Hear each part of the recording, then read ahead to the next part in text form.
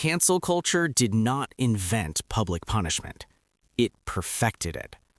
Welcome to Philosophy of Power and Paradox, where we examine power not as it should be, but as it actually operates. If Niccolò Machiavelli were alive today, he would not be shocked by cancel culture. He would recognize it immediately. Because cancel culture is not about morality, it is about power, fear, and control. Machiavelli understood the crowd. Machiavelli observed something uncomfortable about human nature.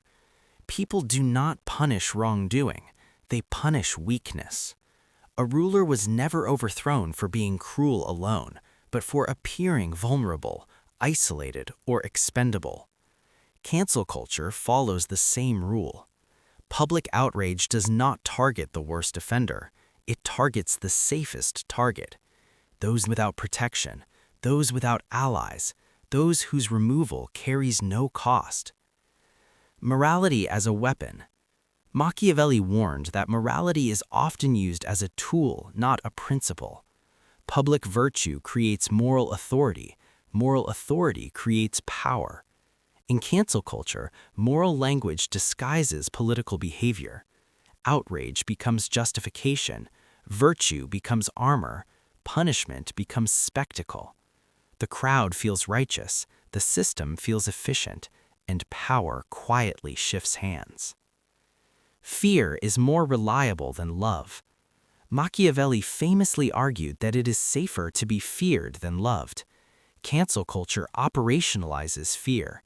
People self-censor, institutions overcorrect, individuals retreat into silence. Not because truth was discovered, but because consequences were demonstrated. Fear disciplines faster than dialogue ever could. Appearances matter more than truth. Machiavelli insisted that people judge by appearances, not reality. Cancel culture thrives on this principle. Context disappears, intent becomes irrelevant, narrative replaces evidence. Once perception hardens, facts become powerless. The appearance of guilt is enough. The crowd is never merciful. Machiavelli distrusted crowds. He believed they were emotional, unstable, and easily manipulated.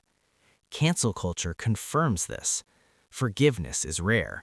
Rehabilitation is suspicious. Apologies are interpreted as admissions. The crowd does not want reform, it wants confirmation of its power.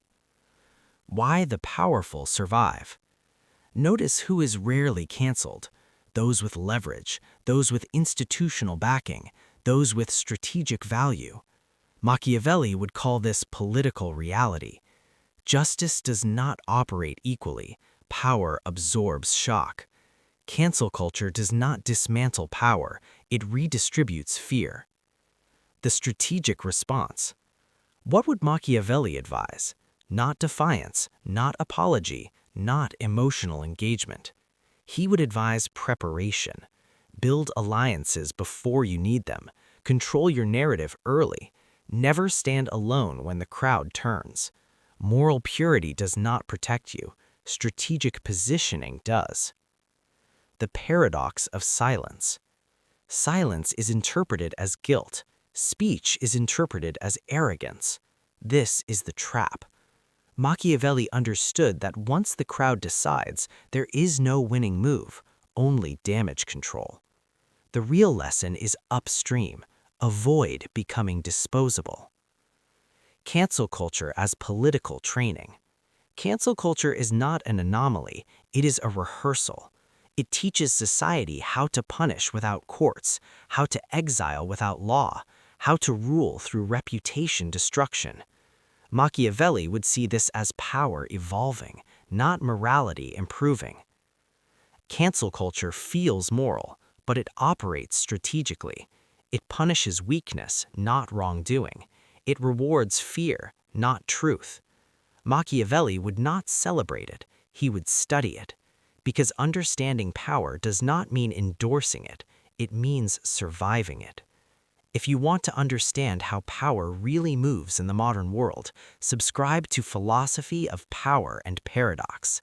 We don't tell you what to think, we show you how power thinks.